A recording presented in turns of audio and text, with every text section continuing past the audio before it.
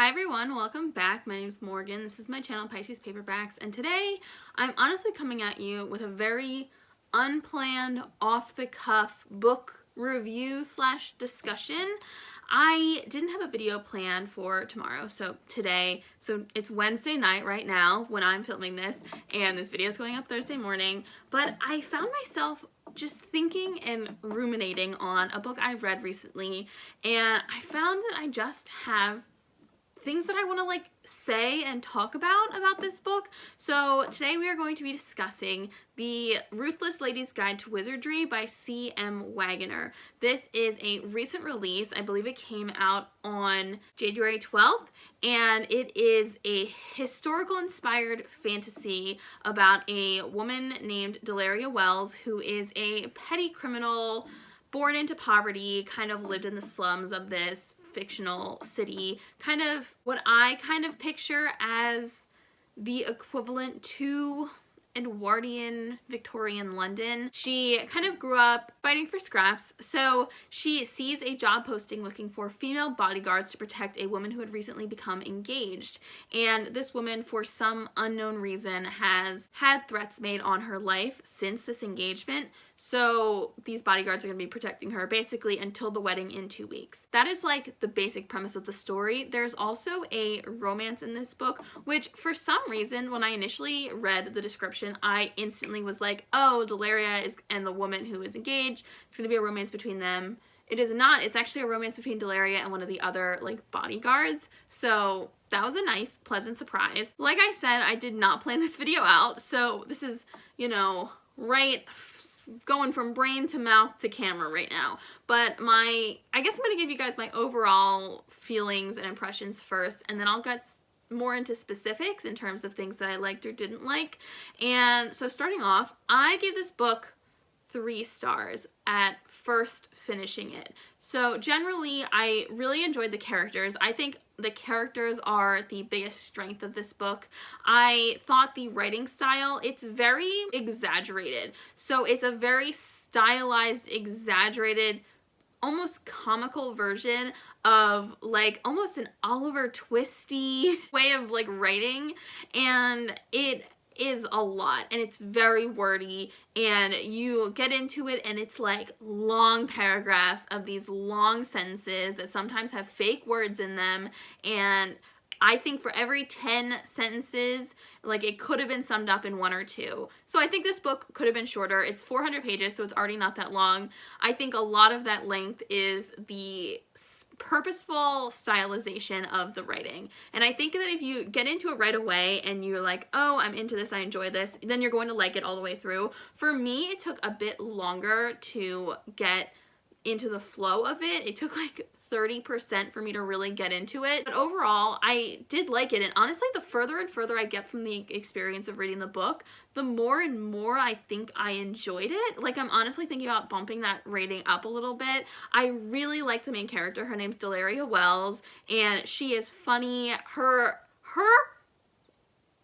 It's weird though, because she is in some ways the only really fully realized character. I loved the secondary characters. I thought they were all interesting and unique, and they are well developed, but Delaria, or Deli as she goes by in the book, Deli is really the only really truly fleshed out character, probably because the book is from her perspective. It's not first person, it's third person, but the book is told from her perspective. She is so funny and quippy, and it's really interesting because through her eyes, she is telling the reader that she is a certain way. So she wants you to think that she is this scheming criminal, she always keeps number 1 in mind, and she only really cares about herself and maybe her mom. But you really get through her actions and her more subconscious thoughts, and she really becomes a fully realized, complex, nuanced character with more of a heart of gold than she wants people to think that she does. And you really get that even through the writing not telling you that she has a heart of gold, even though she doesn't want you to think she does.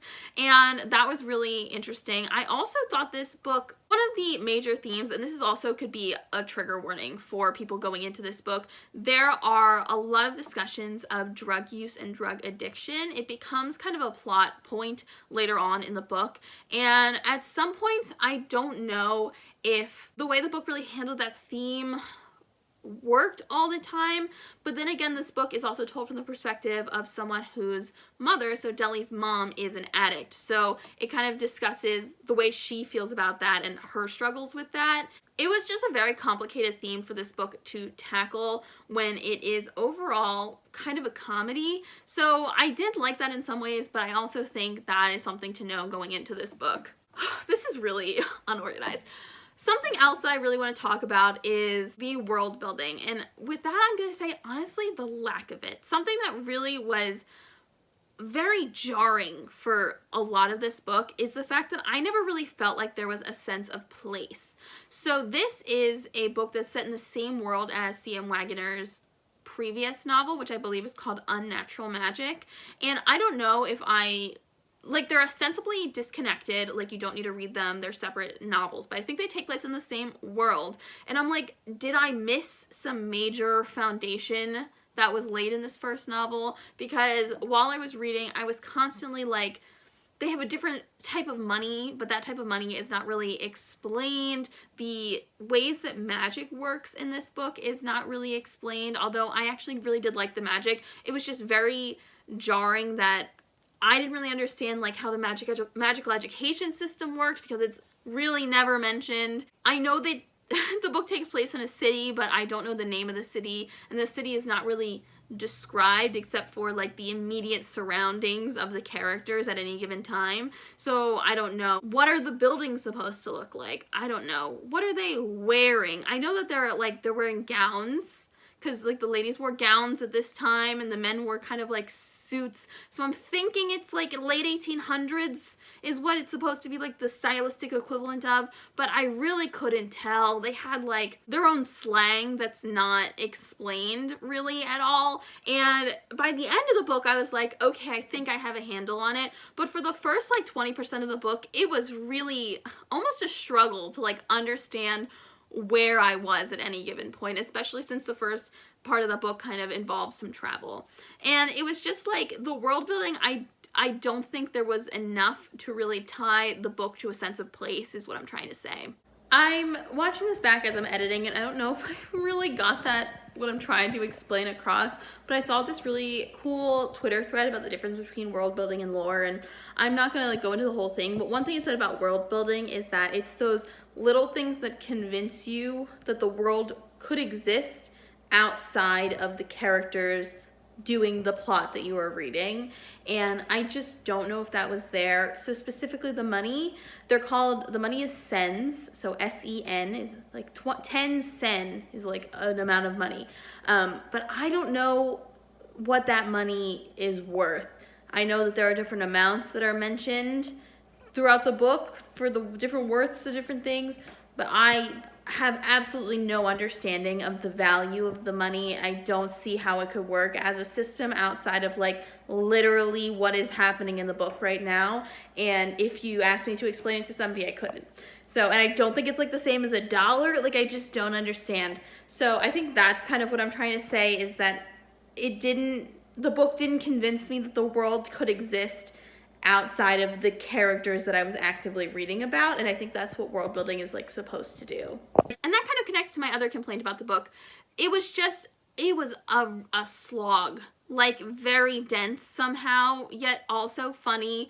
Like it was just long paragraphs of those long sentences. I think I've already said this before, so I'm actually gonna move on from that point right now and into, I guess, the magic. The magic I really like. There's a lot of different kinds of magic. So Deli is a fire witch, and she can manipulate heat. She doesn't feel heat as strongly as other people, and she can kind of throw up these like cool shields to protect her from blasts of heat. It's very cool, but it's not really explained.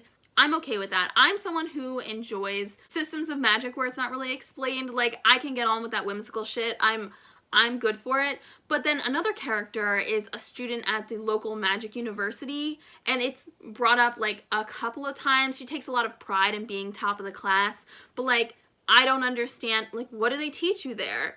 There's also necromancers. I will say that I really liked the way the creations of necromancy were portrayed. They're kind of almost these, like, things made of metal that have, like, this unearthly, almost eldritch power within it. They kind of feel like death spiritually, and I really liked the way that that was described, but they also, like, don't really explain how that all works. There's a character who can turn into an animal. Also don't really explain how that all works. One of the side characters, the, I guess, most important secondary character, her name is, I forget her full name. It's pretty long. Her name's Wynn. She is part troll, and that's not really explained. Like, I assume trolls are integrated with, you know, society at large because she's half troll, but then there's also some sort of, like, lordship systems within the society that don't really make sense. Overall, it's just kind of a very confusing magical system, and I think that's part of what the author was going for. It's kind of just like, this is a world where magic exists and always has existed, so people here, they don't need it explained to them, and I get that, and on some level I enjoyed it, but for the first, like, half of the book, I was like, what the fuck is happening? I also haven't mentioned this yet. There is a sapphic romance in this book. So, like I said before, I thought that it was going to be between the girl that Deli is protecting and Deli, obviously, but it is actually between Deli and Wynn, the hot half-troll lady bodyguard. And I gotta say, I really liked their dynamic. I wish that there was a sex scene. Like, there's one scene where they get, like, a little hot and heavy, so I was like, oh, are we gonna go there in a fantasy? Like, that'll be fun, but it doesn't go all the way. But I really liked the way their relationship developed. I do think that Wynn as a character, even though I love her, she is, like, big, cheerful, strong lady with a heart of gold. Like, truly, like, she is gonna be Deli's sugar mama. Like, I'm into their dynamic, but it's just, like, she's a little one note. She doesn't get as much development or nuance as Deli does, because, again, she's really the only character that is fully explored as a character. So I kind of want a sequel with all the characters going forward. Again, I, like, didn't finish talking about my point. I really liked the way that Deli and Wynn's relationship developed. There was, like, no question of discussing sexuality. This was, like, everybody, I think, was very fluid sexually in this book, and Deli has relationships, or at least encounters, with men and women during the course of the book. She never, like, explicitly defines her sexuality, but she, you know, expresses attraction for at least men and women that we see. And I really just, their relationship was so wonderful. Their dynamic, the banter, like, there were some lines where I was, like, squealing. I was like, oh my god, that is so fucking cute. That's so fucking gay. I'm so into it. So yeah, that was, like, that relationship. I mean, there's a lot of things I liked about the book. I'm gonna get into that later, but that relationship is a win. Because, okay, and now it's time to kind of get into spoilers. So, like I said at the beginning of this book, it is about Deli joining this group of lady bodyguards who are going to be protecting this woman who's engaged to be married for the next 2 weeks. That is the first 25 to 30% of the book. And then the book completely moves in a different direction. I really liked that change in direction, because I was like, okay, I don't know how they're gonna stretch this out anymore because it's moving really fast. But the then change in direction, I think that middle part from, like, 40% to, like, 70% was slow, like, little development going on. So basically, it kind of stops being a whodunit, like, who's the bad guy sort of thing, to a, okay, we know who the bad guy is, now we need to go get them and bring them in, and sort of like a manhunt situation. And I liked all the lady bodyguards, like, banding together. A lot of, like, using their different skills, teaching each other, like leaning on everybody's different unique strengths. Almost in a found family situation. It wasn't quite found family. It was more like ragtag group of misfits situation, which are similar but not the same. And I really liked the dynamics with almost this detective work. I wish that there had been more detective working done, because honestly what they do is they really get into the city to find this villain, and they decide on a course of action, and then they just go with this one course of action for the second entire half of the book. And I was like, first of all, the book, it's a bad idea, and the book acknowledges that, so I'm like, ugh. But also, so it's like frustrating to watch them just continue with this bad idea, even though it kind of gets them results in the end. But at the same time, it's like, why isn't anybody doing anything else? This is one point where I do wish there maybe would have been a second perspective, because it's like, then you could do different things with different skills instead of just going through the way that Deli feels the most comfortable. Oh, this is absolutely nonsensical. Like, I feel like I'm just gibberish at this point. I don't know if I've made any points.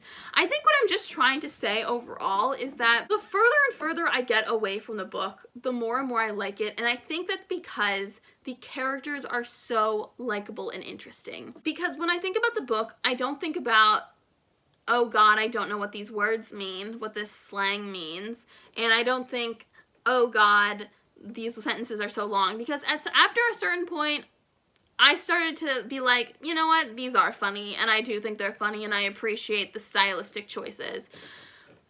But the further and further I think, I'm like, you know, I really liked Deli. I thought she was an interesting, compelling, funny, charismatic character.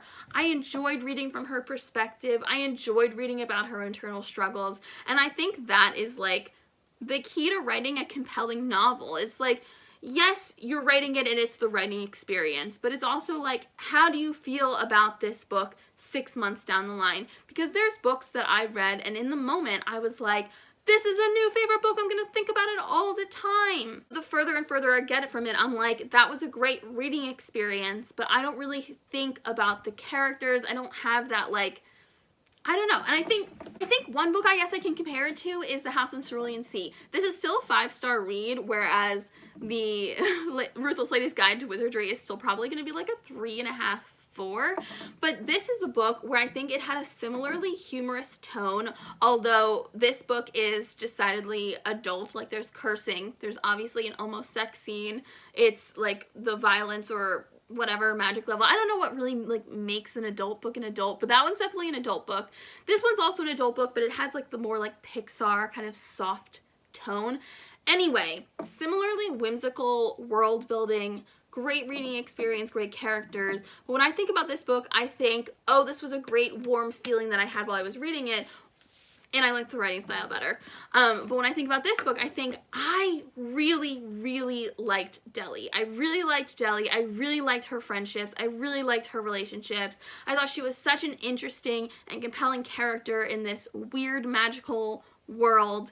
And I just think that if you're looking for a book with a strong female lead, strong, complex, somewhat unlikable, but like still really likable female lead with a sapphic romance, misfits, kind of not quite a heist, but like they're working together to solve a mystery with magic in a admittedly flimsy historical fantasy setting, I honestly recommend this book. Like, I feel like this book is going to get a lot of people really interested from the synopsis, and then a lot of people are going to be like starting to read it and be like, what the fuck is this? Like, I don't want to read this. This is hard to read.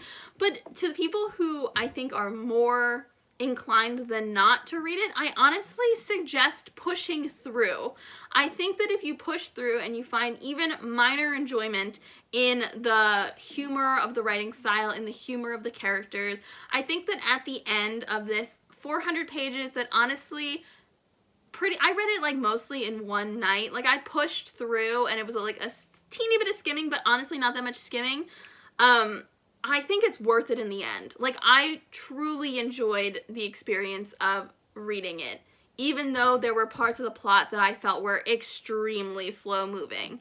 So I don't know if I made any sense. I don't know if I made any sense. Let me know if this made any sense to you. I would love to know if you've read this book. Please let me know what you thought of it. How did you respond to the writing style? Because I read this book, started this book right after reading Things in Jars, and that was such a jarring experience. Jars, jarring.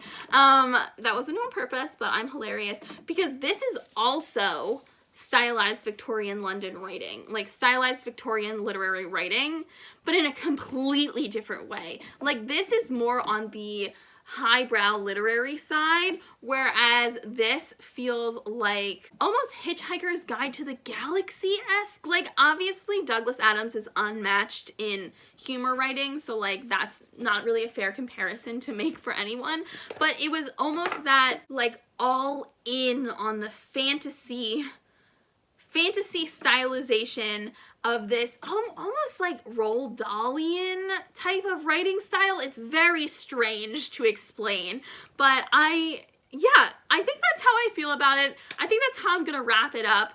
I hope I made any sense. Again, let me know if you read it. Let me know your thoughts. Let me know if you're gonna read it. I don't know. And I will see you guys in my next video. Bye!